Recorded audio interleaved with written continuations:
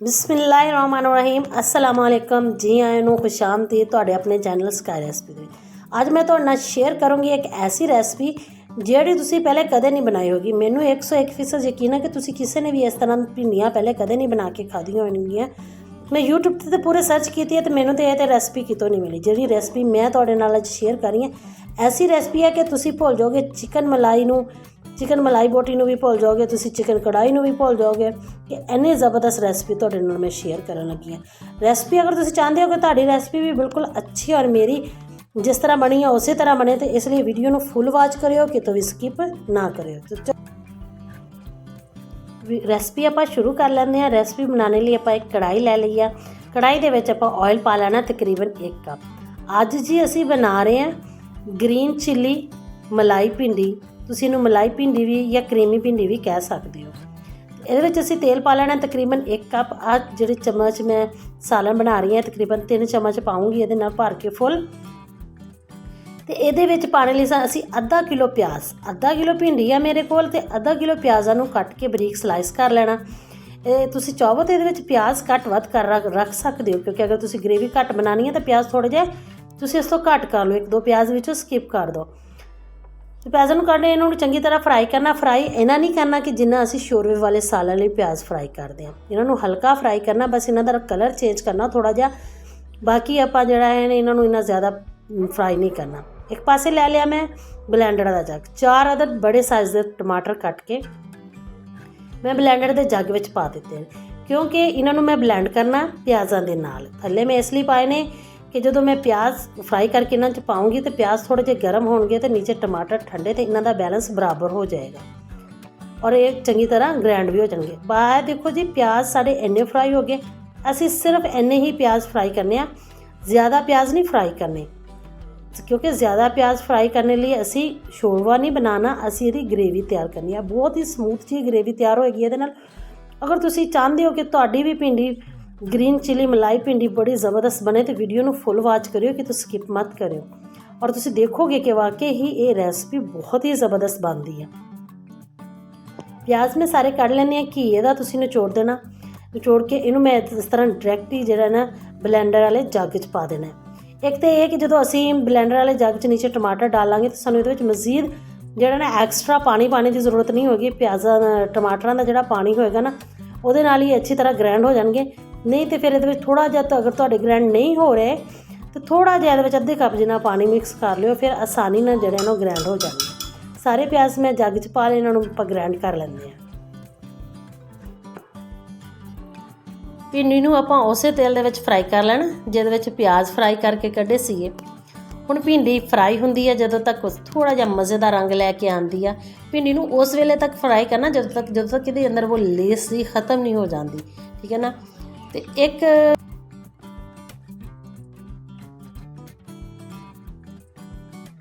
चम्मच ऑयल का पाया, विच लसन अदरक का पेस्ट पा देना, हल्का जिहा इहनूं खिलाना।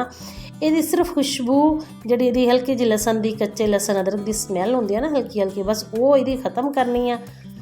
हाँ बस ज़्यादा इनू आप फ्राई नहीं करना। ऑयल में इसलिए ये थोड़ा पाया क्योंकि ऑयल जो भिंडियां के अंदर भी ऑयल जज़ब होंदा तो जो असी भिंडियां के अंदर पानी ना तो ऑयल भिंडियां ने खुद ब खुद ही छोड़ देना। और जो मैं ब्लैंड करके रखा सी प्याज ते टमाटर वो वाली पेस्ट मैं ये अंदर शामिल कर देनी है और पेस्ट थोड़ा जहा जग नूं भी कंघाल के ये अंदर पा देंगे पानी। और पानी मैं ये इसलिए पाया कि ताकि जो मसाले असीं ये पाने आ उहदा टेस्ट और फ्लेवर है ना जोड़ा वो मसाले दे विच चंगी तरह आ जाए ज़बरदस्त जहा। थोड़ा जहा कंघाल के 1 कप जिन्ना पानी लाजमी पा दिओ इस टाइम ताकि मसाले जो असीं इहदे नाल विच पावांगे वो पक जाणगे। आ हरियां मिर्चां 20 तो 25 हरियां मिर्चां मैं पाईयां, दे विच लाल मिर्चां नहीं पाईयां।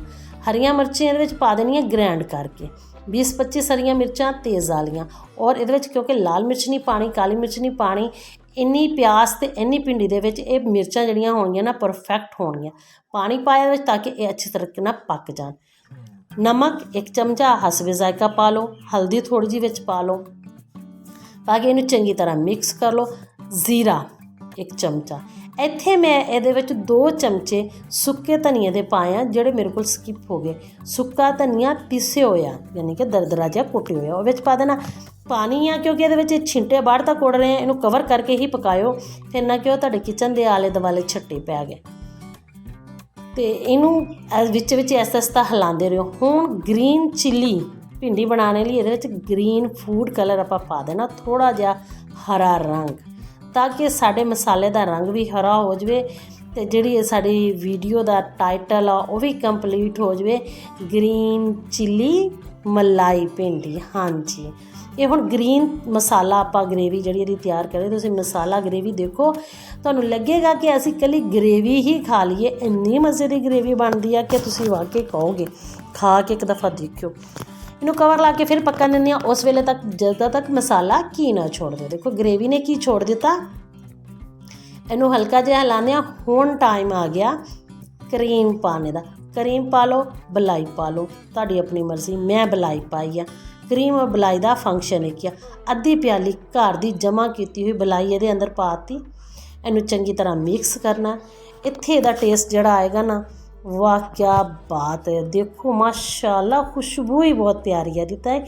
ਤੁਸੀਂ ਇਹ ਗ੍ਰੇਵੀ ਨੂੰ ਹੀ ਚੈੱਕ ਕਰੋ, ਇਹਦੇ ਟੈਕਸਚਰ ਨੂੰ ਚੈੱਕ ਕਰੋ ਕਿੰਨੀ ਸਮੂਥ ਬਣੀ ਹੈ।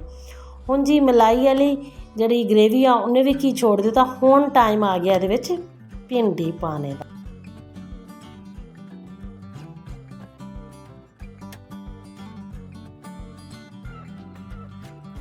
ਭਿੰਡੀ ਨੂੰ ਆਪਾਂ ਇਹਦੇ ਵਿੱਚ ਪਾ ਤਾ, ਔਰ ਭਿੰਡੀ ਪਾ ਕੇ ਬਹੁਤ ਤੇਜ਼ ਕੜਛੀ ਨਹੀਂ ਹਿਲਾਉਣੀ, ਇੰਨੀ ਤੇਜ਼ ਹਿਲਾਓ ਕਿ ਸਾਰੀਆਂ ਭਿੰਡੀਆਂ ਦਾ ਹੀ ਹਲਵਾ ਹੀ ਨਾਲ ਬਣਾ ਦਿਓ। ਇਹਦੇ ਵਿੱਚ ਭਿੰਡੀਆਂ ਕਲੀਆਂ ਕਲੀਆਂ ਨਜ਼ਰ ਆਉਣੀਆਂ ਚਾਹੀਦੀਆਂ ਇਸ ਗ੍ਰੇਵੀ ਦੇ ਵਿੱਚ।